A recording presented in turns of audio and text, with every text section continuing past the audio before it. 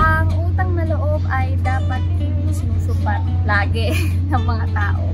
Kasi pag nagkakaroon naman ng utang na loob, dapat pusa tayong tumutulong sa tao, diba? So, ayoko rin, never rin ako nagsabi sa tao na may utang na loob ka sa akin.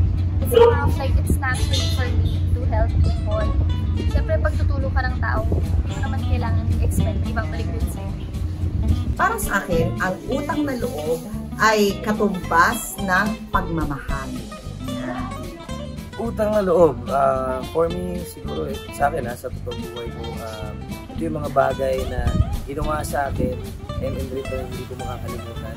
At lahat ng yun, kumbaga, lalagay ko sa puso't isip ko na hindi makakalimutan. Para sa akin, ang utang na loob ay pagbibigay ng pusa sa mga taong nakatulong sa'yo.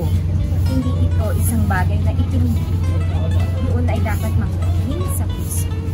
Ang utang na loob ay talagang parte na sa kultura ng mga Pinoy.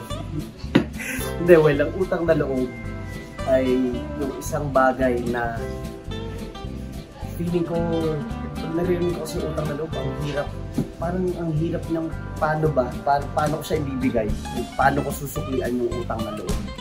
Ganun.